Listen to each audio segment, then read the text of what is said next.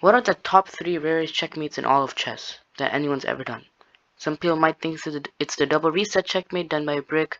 Some people might think that the castling checkmate and passant checkmate, the null reset checkmate. They should all be in the top 3.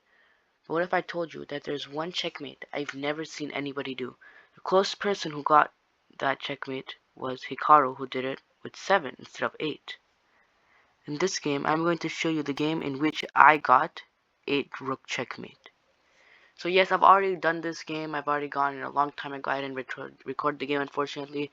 But I still do have the game saved, so I can just show you that. I'm just going to be commenting on some notable things that you should remember when trying to get checkmates like these, and some things that happened along the way during that game. So if I didn't mention before, this game, there's actually 2 variations to this 8 rook checkmate. One of them is the classic. Just by looking at the name, you can tell it's just 8 rooks, 1 king, that's it.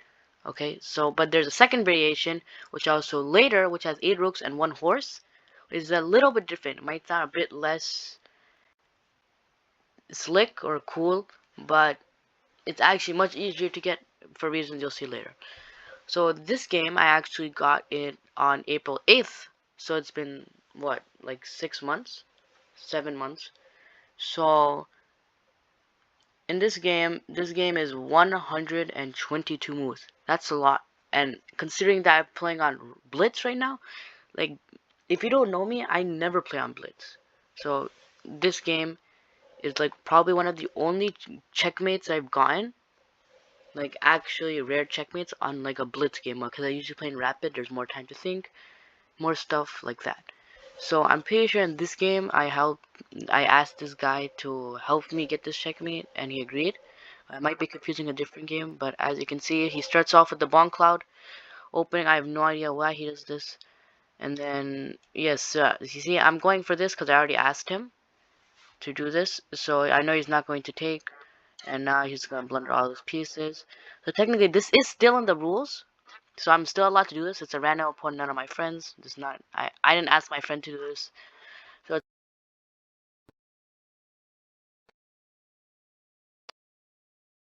So you need to upgrade 6 of them to rooks. So if you ever lose 2 pawns, it's over. So as you can see, I'm just taking all my pieces, all of his pieces. And now here's the part where I start asking him to take mine to prevent stalemate. I'm trying to get only the minimum amount of pieces that I need to actually get this checkmate. The less pieces, the better, in my opinion. So I'm just giving away all my pieces that I don't really want. So I keep this bishop here for a reason. It's still to block this pawn. Block this pawn from moving. So the further it moves down, the more risky it is. Like he could become a queen. You never know. So I'm just keeping this bishop here, keeping it alive. I'm probably going to cover this block off this pawn at some point. So now I'm just taking away all of his pieces, leaving this pawn there. Now as you can see, I'm trying to upgrade all my pieces to rooks. I'm pretty sure I started pre-moving here, but not much. So make sure I don't get stalemate. So like, you never know what can happen in these games, so you always have to be very careful. So in a normal game, I never would have done this. I never would have just sacrificed my pawn. But since I know that he's not going to do anything, that's why I do it. So now I have my 8 rooks. Now I'm trying to make sure I don't stalemate and that he gets this pawn too, eventually. But not right now. I don't know why. So yeah, see, I finally brought in the bishop. I finally blocking the square. So now the reason for this is that this pawn can't move, as I explained before. So now look, I'm setting up all my rooks in the back row. The thing is, I'm supposed to set up all my rooks in this row where these 2 rooks are, but I forgot. So now later I'm going to put all my rooks up there. So I'm just trying to not get still. I'm trying to arrange all the pieces properly. So and yes, you see now he's trapped in the back corner here, which is great for me. So now see now I remember now I'm moving all my rooks up. See now I think it would have been better if my king was somewhere in this along this row. It looks like if it was there, it looked like the king was like, leading his army of rooks to the checkmate. But it's fine if the king is here. So now I tell him to take my bishop. Before I was telling him not to tell him to take my bishop the entire time until I tell him so. Now I told him, so he took my bishop now. So and yeah, I take the pawn and that's checkmate. So the reason for leaving this pawn here is obviously if you didn't know, that there should be a row behind which the king can like rest easily. So he doesn't get nothing happens. I don't know why you can't do. Actually, you can. I don't think I ever thought about that before. Like during this time, I don't think I thought about the possibility of like keeping 7 rooks here and then moving one up, promoting, and then getting that checkmate. I don't know why I didn't do that honestly, but that's why I leave this pawn here so I can just take it and it leads to a checkmate. Also, you get this nice little notation AXA2. So a lot of other rare checkmates are gonna have these notations like this. If you know Crozon's double disambiguate bishop checkmate, it's like a lot of like 6 letters I think with this pound sign at the end. But this is the first variation which I might have mentioned, which I got on April 8th. Now I'm going to show you the one that I got 10 days later, which is the one with the horse. So this is the game. I don't think I asked him to help me out in this game. So this is if you want to consider it a bit more legit, it's a bit more legit. But honestly, I'm fine with like any of them. I usually don't try to ask people to help me uh, from now, but before I used to do that, if I ever got the chance. So now you see this move. This move is a move I really like going for, like in any checkmates. So if you ever play a checkmate and do Scholar's Man, they move their pawn up here or something, and you take the rook. Usually people just try to win the game after that, but what I do is that I bring my bishop out, I move this pawn up, I bring this bishop, I take this bishop. So you're wondering why I just take with the queen for the checkmate. See, if when I'm trying to not go for a checkmate, if I'm trying to go for a checkmate, I go with the queen. But if I'm not, then I move this bishop back, so then the king has to move here, and I can just move it like here. And then, as you can see, I do this right here, where I pin the king to the queen. I don't know, is that a skewer? Yeah. So now I'm just taking all of his pieces, trying to make sure I don't actually accidentally stalemate. It's very easy to stalemate in these games. Just being a bit careful here. Honestly, if I looked at it, I might have asked him to take pieces, but I don't remember exactly. But as you can see, I'm protecting my pawns. I don't think I did, but yeah.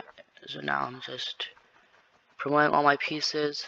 So I moved this queen and this rook here. I moved the rook first. I moved the queen to protect the rook, so these pawns can promote safely behind the queen and the rook wall. So now I'm going to set up the checkmate again. Look, now I sacrifice my queen. So in this variation, as you can see, you have a horse here. And the horse can actually jump, a horse can jump over pieces. So if I ever move my horse, then it's checkmate. So this game was actually 94 moves, which is less than 100. And yes, I played this game on Rapid, yeah. Yes, I played this game on Rapid. It's a bit less than the other checkmate, but that checkmate takes a lot more time. So I'm fine with that. Now, there's actually a third variation, so if I pull that up. Um,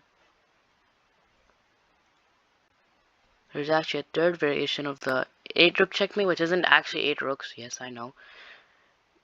The name is a bit misleading, but let's say that you have all your pieces, all of your opponent's pieces are gone, and then you only have 7 rooks, not 8. You'll see why. And then so I have this 3, 4, 5, 6, 7, 8. Okay, so this variation is actually with the queen. So imagine this: your king is here, opponent's king is here. So it's too black to move. So I'm just gonna move these rooks up just to show you guys.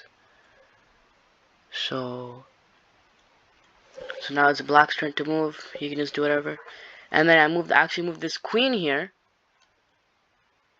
and do a checkmate like that. And the reason I don't go for this checkmate is because I don't know what to call it. Like a 7-rook plus queen checkmate, the wall checkmate. I don't know. You guys can leave suggestions. But if you guys want me to actually go for this checkmate later, then you guys can always comment down and ask. So yeah, that's it. So I did the 8-rook checkmate. I've shown you guys that. I've shown you guys this variation of the checkmate, which I haven't gotten yet, because I'm actually going for different checkmates. Right now I'm going for a box checkmate. If you guys look at my profile on chess.com, you guys will see box checkmate. You guys might not know what that means, but it'll be interesting, that's for sure. I've actually almost gotten it once or twice. The second time I actually stalemated, and so that was a bit sad. And yeah, and I've shown you guys this checkmate with the horsey right here. Yeah, you see, look, I usually actually used to call knights horses and bishops knights. So that took me a while to get used to, like swapping out the names and stuff. Even sometimes I call rooks towers. Um, yeah, and or castles. I don't honestly know why they call it knights, rooks, and bishops. I mean, I know knight because like people are on knights and they like knights are on horses and they just jump around and whatever. But yeah, so that's it. Bye.